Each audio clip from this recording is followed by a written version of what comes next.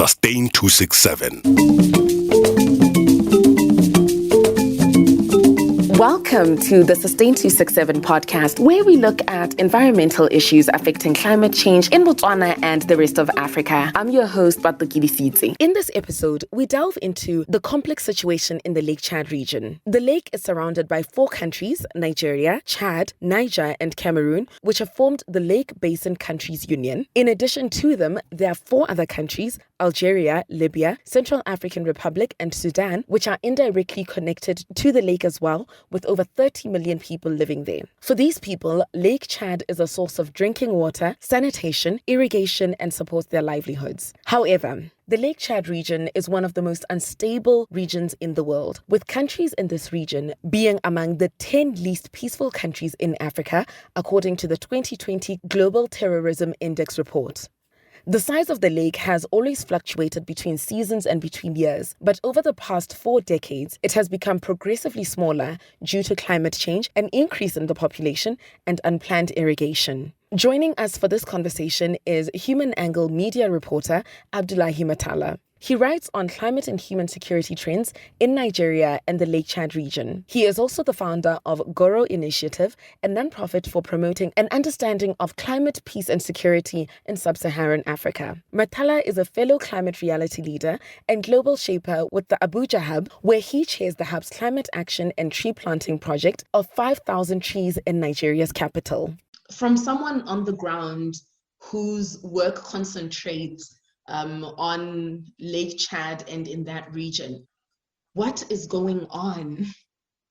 Well, I like how you said what's going on. It's quite complex situation in the Lake Chad region. You have an ongoing conflict that has been, technically it's been going on for almost a decade, even though the instauration of the uprising started over a decade ago. I think July it made it 11 years, but the main conflict started up in 2010. So technically that's about 10 years. The region has had a long history of underdevelopment, poverty issue, and then environmental degradation. Environmental degradation in the sense that because the vegetation zone is a Sahelian vegetation zone, so you have already natural environmental issues on ground, and then you have desertification issues. You also have desert encroachment issues in the northern parts of the areas like Borno State, Yobe State. Then you have areas where sand dunes are replacing farmlands, sand dunes are approaching communities, and so you have semi-arid lands where people were able to farm, not they are unable to farm. And then you also have the historical decline of the Lake Chad. The current size of the Lake Chad was not the original size of the lake. Even we do know that over the centuries, the lake kept depreciating in terms of its size. But there was a drought in the 1970s and 80s that also significantly affected the lake. So a lot of communities tend to move as the lake moves. So they settle to new areas and all that. And so the lake has affected, the receding of the lake also affected the livelihoods of the people, because a lot of communities are either fishermen, farmers, all those kind of, largely they depend on the environmental and natural resources that have been there. So then you also have the conflict now that's been ongoing. You have a huge humanitarian crisis, and then lack of access to natural and environmental resources, either because of environmental degradation or presence of armed groups, which adds up to socioeconomic problems of the people and weakens their resilience to poverty and so many other things, and also makes them at more risks to the conflict, either by joining armed groups or at more risks of either stuff like malnutrition and then the large-scale humanitarian problem that we've seen. Focusing on the environmental issues that you spoke of and the environmental degradation, what's causing the environmental degradation in that area? Well, that's it's quite an interesting question. What's causing the environmental degradation in the area. There are several factors, human activities, and also change in climate that has exacerbated the environmental degradation in the region. For instance, a lot of people use firewood. They still use them. So already you have a region that has a vegetation that is not very thick, and then you have high use of firewood. They are already what we have in the Lake Chad region, and then areas like Borno, very close to the Lake Chad, is that there are also distinct forest areas, like areas where you have forest vegetation. You have shrubs and then isolated trees. You have boba trees, but most of these forest areas are, are, are actually sustained by the wetlands, and so they are not generally spread across the Lake Chad region. And so you have continuous deforestation despite the low forest cover in the area. And then this exacerbates the situation of desertification and desert encroachment in the region. We have had a natural drought in the 70s and 80s. This affected the region significantly. It affected the environment, affected the livelihoods of the people significantly.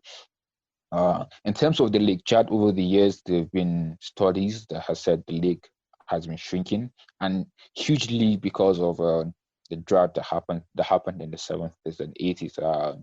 There's been NASA satellite imagery that has showed the receding of the lake. However, there have been recent studies that focus on the complex hydrology of the Lake Chad and the history of the lake itself, which shows that the lake has actually regained its size despite shrinking from about 25,000 square kilometers to about 2,000 square kilometers in the 90s. But in the recent decade, it has grown to about 14,000 square kilometers in about 2 decades, and it's relatively stable. And so what sometimes we see as the lake shrinking, this actually, it's the lake has this vegetation that covers the lake, which affects the ability of some airborne sensors to actually get an accurate data of the lake. And so there have been lots of recent studies. One specific study was by IDELF. I think it was released in 2019. Yeah, by IDELF. And so it's been the much more recent study that focused a lot on the dynamics of the complex hydrological system of the lake, and also showed that the lake is actually stable, and that the impact of climate change on the people is on the fluctuating nature. The lake gets its water from sources such as the Chad River in Chad, and then also the Kamadugu-Yobe River in Nigeria. And then, so these rivers are heavily influenced by seasonal rainfalls. And so the seasonal inflow of this water also affects how they feed up the lake. There have been dams that have been built along, especially on the Nigerian side. We have built lots of dams on some of the riparian some of the riparian states have built dams on some of the waters that feed the Lake Chad. And then, so there have been some studies that said that has also affected the quantity of water that flows into the Lake Chad. And there was also a huge and ambitious irrigation project in the Lake Chad. It's called the Southern Lake Chad Irrigation Project. It's huge. It's also been some studies have shown that it has also affected the quantity of water in the Lake Chad. But these are all studies that were done some few years back, or some decades back. Traditionally, people in the Lake Chad have always engaged in irrigation, and so the Southern Lake Chad Irrigation Project was supposed to enhance the irrigation of the area, especially with desertification and co. Then more recently, prior to the ADELF report, some were insinuating that the armed conflict Because of the conflict and everything, there's been reduction in the use of the lake, either for irrigation and other purposes, and so it may have helped the lake to replenish its size. However, because of the armed conflict, people don't have access to some of parts of the lake. You have either military operations going on, or you have the violent extremist groups that are there. So if people cannot have access to the lake, it means that they cannot have access to livelihood. So this is a significant problem. And then you also have erratic rainfall. The rainfall pattern in the region has changed. This is having impact on the livelihood of the people, either the pastoralists or the farmers. Their traditional knowledge of the rainy season is now, it has been disrupted, and then how do they get to plan for the farming season? And on top of it, farming areas are also getting shrink because of the armed conflict itself. And then you also have stuff like COVID restriction in some parts of Chad that also affected the ability of pastoralists to move around, all that. And so it's multi-dimensional problem, mutually reinforcing each other. You have the environmental factor, you have the climate change factor, you have the socio-economic factor, you have the political factor, and then you have the armed conflict factor. There's clearly a lot going on there. I actually didn't know that the Lake Chad had regrown. So I was quite happy when you mentioned it just now. And then just as I'm getting happy about it, you're like, yeah, but people still can't use it because of the other conflict. Yes, it's huge conflict issue there. And then when we even talk about use of natural and environmental resources, to what extent are the people using it just to survive or to improve their livelihood? So there used to be a college of fishery in Baga. Baga is a town that is very close to the Lake Chad, and the idea was to teach modern fishing techniques, modern researches in fishery, and so that the fishery could be sustainable. And so when even people have access to these aquatic resources or land, how are they using it for their benefit? And people farming using obsolete techniques that were passed from generation to generation, that always gives them the food to eat, but does not give them the income to have better livelihoods and to also manage the environment in a sustainable manner. Are they engaging in fishing in a manner that allows them to have better livelihoods, to improve the development of their community in terms of just the entire value chain of the fishing, from the catching of the fish to the processing of the fish, and what had been put in place to ensure that we do not just deplete the fish resources that are there.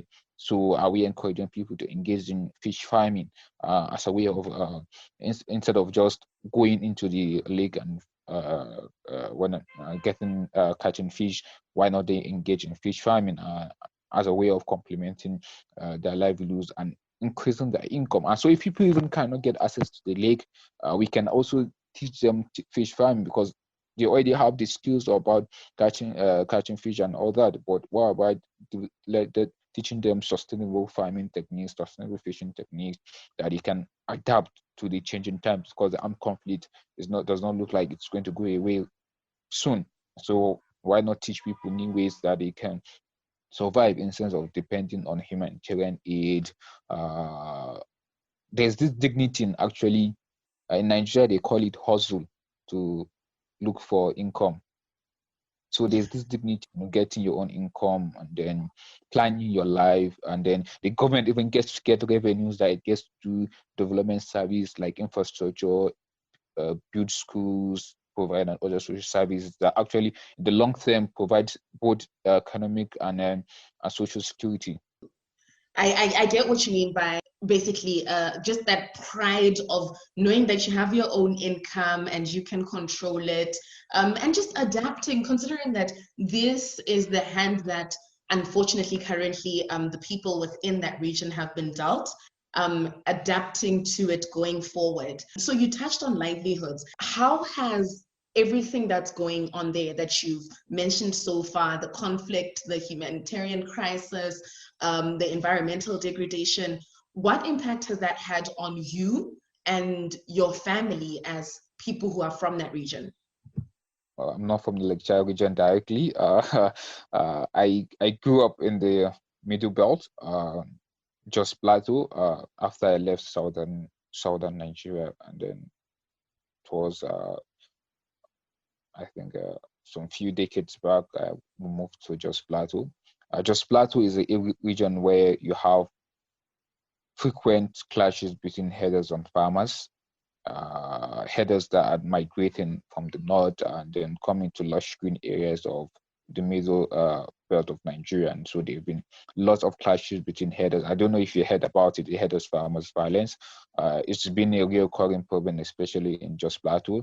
And then sometimes it splits over into ethno-religious violence. And for that, I have experienced it personally. I've seen how this violence tend to spill over as violence that starts in very remote communities between herders and farmers spills over into urban violence, where you have then it spills over into ethno-religious lines because the herders are attributed or are seen as affiliated to an ethnic group or a religious group. And so when the violence spills over into town, the group that is seen as being affiliated with the herders, then you have clashes between the two. And so we have seen that it's been a real issue. However, Just Plateau, we've been having relative peace and calm over some few years because of peace building efforts, peace engagement efforts, and then both by the government and other stakeholders. But the issue has continued in areas such as Kaduna. We have also seen some of such issues in Benue and also Taraba and parts of Adamawa. It's also the same issue that's going on in northwestern Nigeria, where they call it banditry. However, it's also a form of herders farmers violence that mutated into huge cycle of criminality, vengeance, and all the multidimensional components of the conflict. And but my focus has been a lot on the violent extremism, the insurgency, and also the environment and climate impact of the conflict. I feel like what we have is like with so many sides. And so if you want to solve the conflict, you cannot just remove one side and say, okay, let me solve this, and then you leave the other side. You ain't going to make progress. So you have to solve everything simultaneously at the same time. Is the best way to achieve resilience, for peace, resilience for livelihoods, and resilience to reconstruct and rebuild the region that has been devastated. That sounds quite overwhelming. I understand that it needs to be a multi approach solution, but if everything's going to be done at the same time, will there really be progress? Won't people just feel overwhelmed by the amount of work that needs to be done? So if there was an area where you would say people need to start in order to have a positive influence on what's going on, where would one start? Well, that's true. So there are two components that need to really happen really fast. One is security, and two, as the state tries to put in place security, the humanitarian actors and also the state, because humanitarian actors are actually taking up the responsibility of the state, when in reality it's the responsibility of the state to provide livelihood opportunities for people. And so as we continue to assist people in the sense of providing them food stamps and all forms of aid, we also have to start looking at how do we provide them with livelihood skills. By livelihood skills, not just skills that are meant for them to just survive each day, but skills that actually help them to plan for their future, to improve their own socioeconomic situation far better than probably when the conflict started or when they got affected by the conflict. And so also see how we can actually look at these adult school children problem, and then also how do we really, really re-engineer our education system towards building, towards inculcating new skills for young people, because it should be a long-term goal. We just have to start now. And so you have to see, how do you provide out of school children with skills that they need to survive in the future, so that they do not also become a problem in the future, and in the future they are also useful people to themselves and to their communities. And so it starts now, and this is the time to provide those livelihoods options. So also in terms of adults that have lost their traditional ways of living, their traditional livelihoods, some of them can no longer go back to their communities because it's technically not safe. And so these adults also need skills. They need livelihood skills, livelihood. They need to be able to find another way to survive. They cannot depend really for long term on humanitarian aid. So as much as we want to provide people with humanitarian aid to survive each day, we should also invest in providing them with the skills they need to survive in the long term, and also adapt to climate change. And so if we're going to see how do we help them improve their farming techniques to adapt to the change, to either extreme heat, flooding, and other effects or climatic shocks that we're experiencing. How do we reduce deforestation? People still use firewood even in camps, and so how do we help them to make use of eco-friendly cooking fuel? How do we convert agricultural waste to green charcoals and co? Yeah, I completely agree with what you're saying. So people need to do more than just survive. People need to live. People need to not just get food, but they should have the option of getting even better food. You touched on the state. What does the state have in place to address some of these challenges? And then the humanitarian aid that you speak of, is it from the state or is it from international aid? So for the state has always talked about the shrinking of the Lake Chad. It's in fact, the Nigerian president is a huge supporter of the replenishment of the Lake Chad. I don't know if you heard about it. An effort to replenish the Lake Chad by channeling water from the Congo River Basin, and then feeding it into the Chad River, and then the Chad River helps to increase the size of the lake. And now this project, this ambitious project, is as a result of the thinking and the project of the Lake Chad Basin Commission states about the fact that the lake is shrinking, and so for them it's a political convenient way of wanting huge millions of dollars of foreign aid to replenish the Lake Chad. It's a convenient way of them of saying, okay, water security will be part of our push to reducing the risks of the conflict in the region, reducing the risks of the conflict in the region. And so there's been that, but if the lake is not shrinking, then do we actually need to replenish the lake? What will be the long-term consequence of replenish the lake? We know that you need these millions of dollars to be provided by foreign donors so that you could actually, it's almost like the ambitious Lake Chad Basin irrigation that was built decades ago. And so is this going to be another of such huge white elephant project? Is this really what the people need in that region? It is what they need to improve their livelihoods and adapt to the changing climate that we've seen, and also restore degraded land. And so also there's been these efforts to plant trees on that towards using the Great Green Wall. Part of the Lake Chad region are also within the Great Green Zone where trees will be planted to restore degraded land and to mitigate desertification. And also increase the country's carbon sink capacity. The state government also, in terms of areas like Borno and Yobe, are also planting trees. They have their own projects to plant trees. Humanitarian actors are the major players in terms of providing aid to the people. The government tends to once in a while provide aid to the people, but humanitarian actors play a significant role. This aid that government is applying for, I get that you say it might not be necessary. It might just be a way of getting access to the funds. but then the funds that so far have been accessed, are they actually making impact on the ground? Are they being used for what they're supposed to?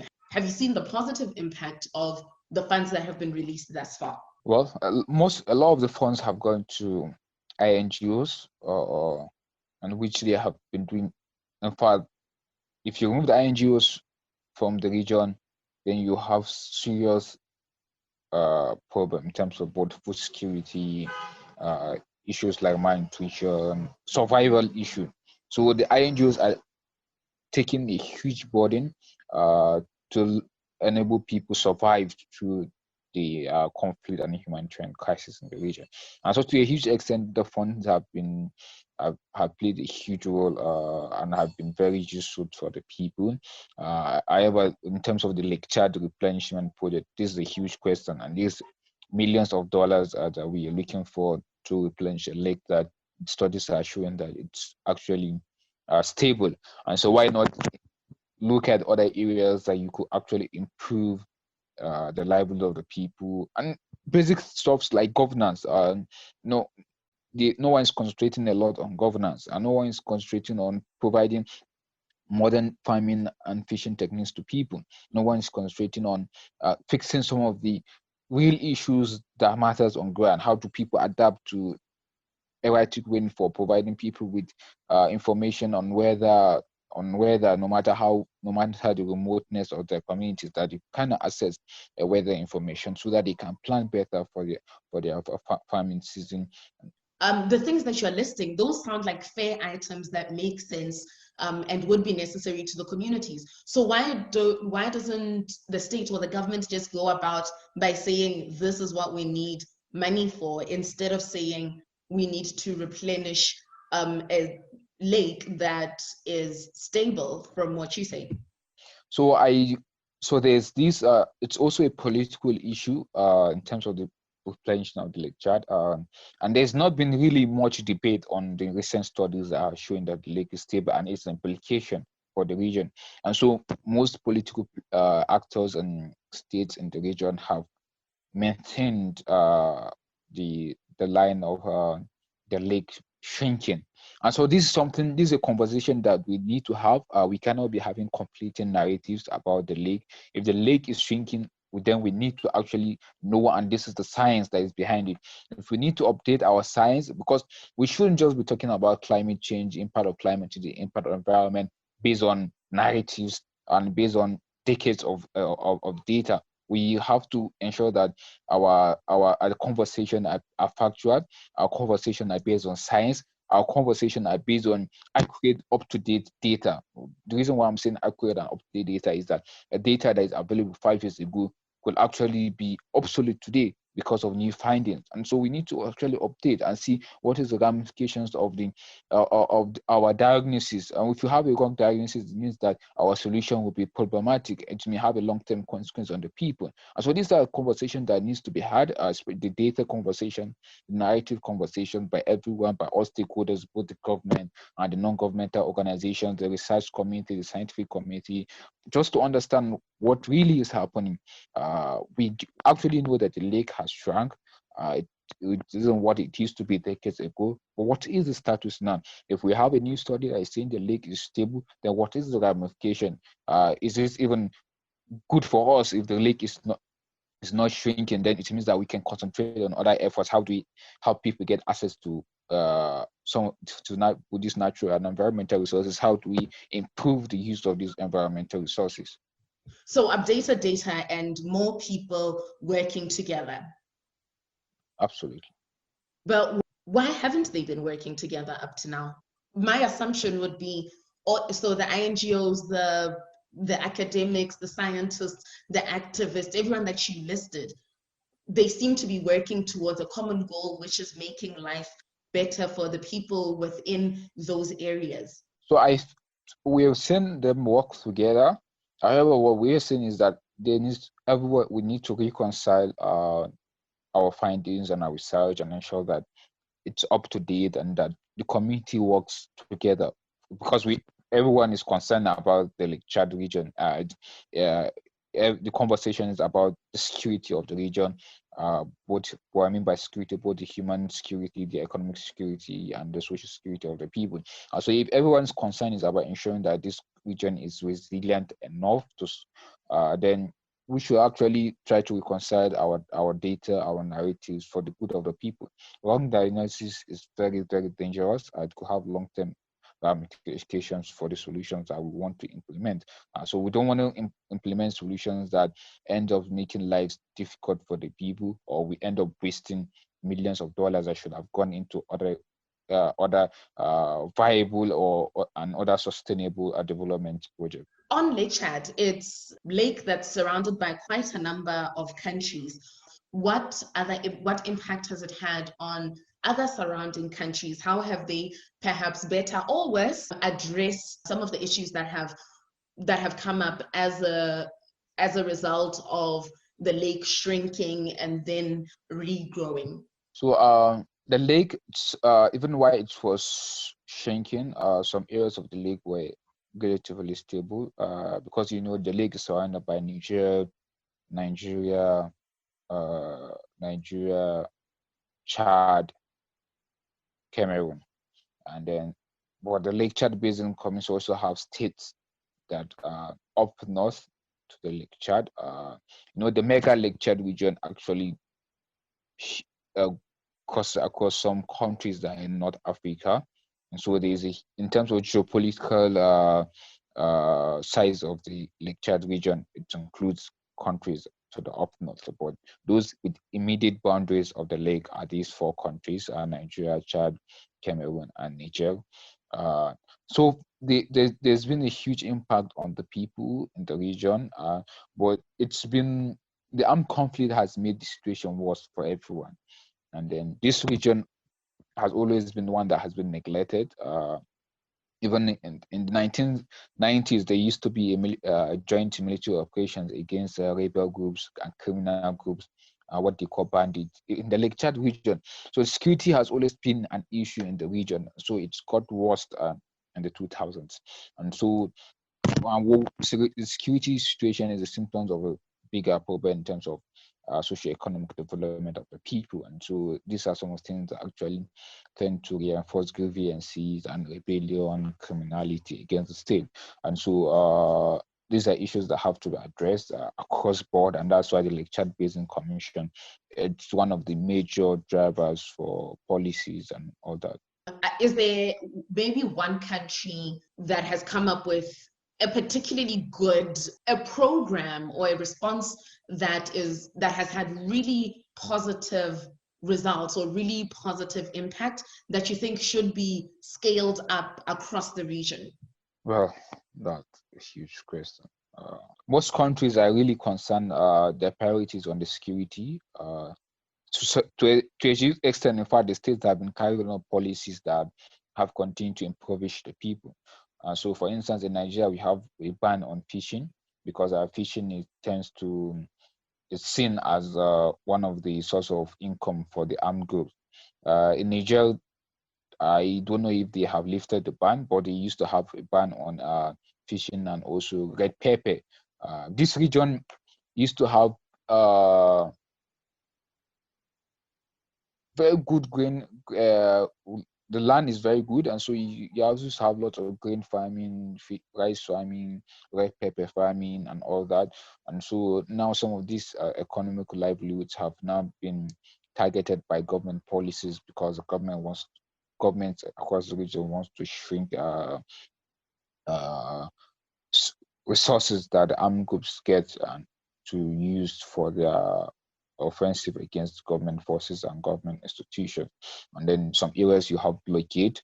There are islands that have either been a long time ago been abandoned and have turned into sanctuaries for armed groups in the region, while some of the highlands have been used as refuge by some people.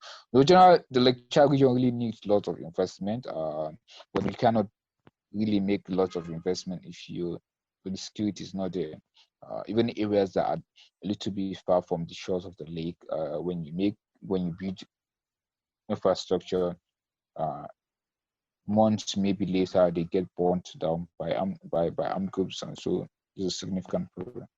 So basically, the people in those areas are collateral damage when it comes to some of the measures that the governments are taking. Yeah, some of the security measures that the government hopes will shrink the capacity of the non-state actors are also having huge impact on the people. And so if you have situation around where fishing becomes really, really difficult, and a lot of people, the value chain for fishing is huge in the sense that just end with the people who collect the fish, who process the fish.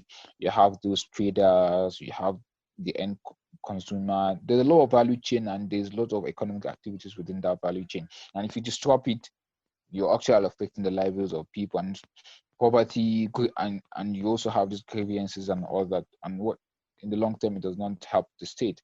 And so it's important that the state takes in place policies that do not have that do not impoverish the people, does not increase grievances, or policies that improve the resilience of the people. And so even if you want to take security policies, how do you take them in a manner that does not impoverish the people? And so if transparency in terms of fishing, a transparent and accountable process in terms of both fishing and farming is what is required to ensure that foodstuffs and cash does not go into hands of non-state actors, if that's what the state is afraid of, then try and formalize the process. That way you can know what is coming in and what is going out. The cash goes into a formal system that you're able to monitor. The food goes to a formal system that you're able to monitor. And that way you can, in fact, improve the quality of the goods. As compared to just throwing the baby out with the bathwater, basically. How has everything going on and all the challenges going on in that region affected further communities? So countries that are perhaps neighbors to the countries that surround the Lake Chad, and just further, so going into Africa, has it had an effect on those communities? Well, there's been little study in that regard on what has the impact been far-fetched. So that's going to be a tricky one, even though we've heard and we've seen a report of, for instance, individuals from other parts of the Sahel coming in to join armed groups in the region.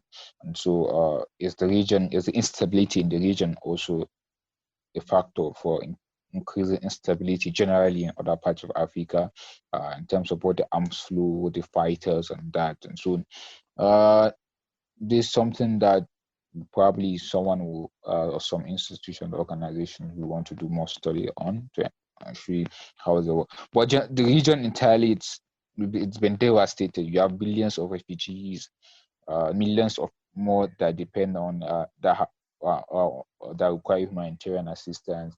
You have thousands of people killed, over 30,000. It's a huge crisis. It sounds quite overwhelming. And then how can Africa help? How can the rest of Africa and the rest of the world help?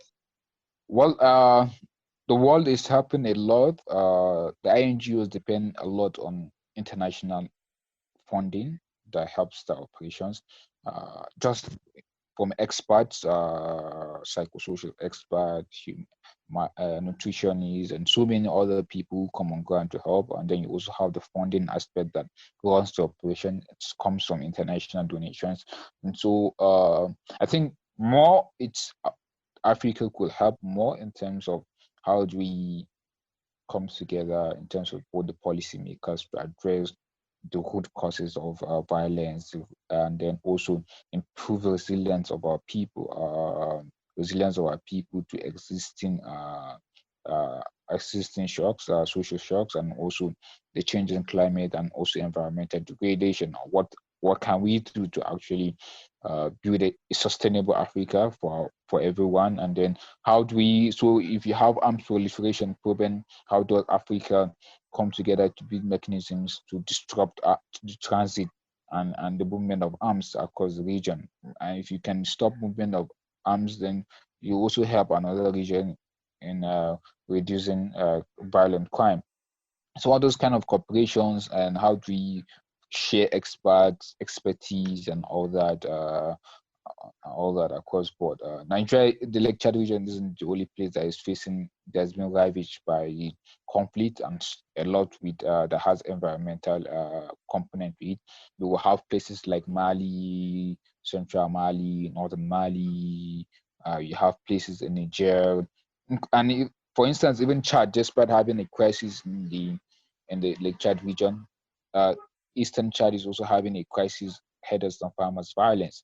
In Nigeria, you have the herders and farmers violence, also different types of it.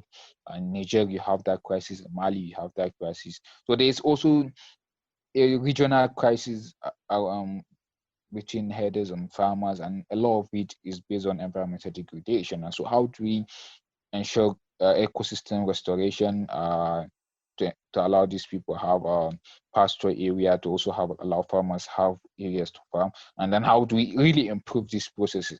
Do people really need large expanse of land to farm when they can actually have small size land that produce better yield than the large one? But it all depends on the farm input process. So what kind of farm input and our farmers are utilizing, and how are they adapting to so many other things, and then improving this? So across the world, we have seen efficient farming techniques, efficient techniques, and how do we transfer this knowledge to improve the livelihoods of people so that they don't have to compete for a lot for resources, even though we want to restore these resources, but how do we reduce the competition for resources? And then trickling it right down and filtering it right down to the individual African or the individual person anywhere in the world. How can we help as individuals? Well, I think for us, what we can do as individuals is to talk about the crisis, and that way we will get policymakers to help, both local and international. So if you speak about the crisis, for instance, you're a Canadian and you speak about the crisis, you could actually get the Canadian government to or make more investment, support of resilient efforts, either by the government or by non-governmental organizations, NGOs, and local NGOs, to help people in terms of livelihood and justice and other stuff. And so by us just talking about the problem, by us showing interest and concern for what is happening with the people, I always have this thing to say that when you see someone's house burning, it doesn't just end with a person. So if you see a crisis in another place, it has a global ramification, in the sense that one way or the other, it also affects you, and so another person's opinion should not just be his, but it should be our concern. Yeah, and then talking of speaking more about it, first to speak more about it would have to know more about it. Where can we find more information on the challenges and the crisis that's in the Lake Chad region? So the United Nations agencies have done lots of work. They have lots of reports online on the Lake Chad, the multidimensional elements of the crisis. A click to their websites, you have lots of reports on it. ADELF, the Berlin-based think tank, ADELF, they have incredible research work on that. And we have lots of researchers on the Lake Chad region. And so a simple Google search brings up a lot of information on old data, new data, and so it helps one to have better informed, including the history of the region. This is a region with huge history. It's not just about the fisher folks in the lake. You have the pastoralists there, and the pastoralists are different ethnic groups. You have the pastoralists that are closer to the Kanuri people. You have the Shua Arabs. You have the Fulani. So it's a diverse community with long history, running down to centuries ago, through the World War II, World War I, and all that. So it's really a nice topic to study about. Well, definitely also read up myself on it, and I'll look for some links and attach them to the episode. Abdullahi, thank you so much for making time to speak to me. You're welcome. Thank you very much for this opportunity. It's really nice. Now, good evening, thank you, and also. Le nna ke lebogile in Setswana. Thank you for listening to this episode of Sustain267 Podcast. Please subscribe to Sustain267 Podcast on whichever platform you are listening from so you get a notification when we put up new episodes. And please, please, please do rate us to make us easier to find for those who are curious to hear African voices on climate change and environmental issues. So as you may know, this podcast is currently self-funded and fueled by my passion as a climate change enthusiast. If you have in any way learned from the podcast or just enjoy listening to the episodes, please support the production by becoming a patron at patreon.com/sustain267. I'll also include the link in the episode description. In the episode description, you'll also find more articles about Lake Chad and links to where you may find Abdullahi Murtala's work. I am the host of Sustain267 Podcast, Livelihoods, and the sound engineer is Maleho Makgoti. Like our Facebook page, Sustain267, where we will also be sharing this episode and continuing the conversation. As the festive season is nearly upon us, and as we prepare to spend time with loved ones, let's remember we are still in a pandemic and continue to follow regulations so we and our loved ones can stay safe. Take care. Sustain267.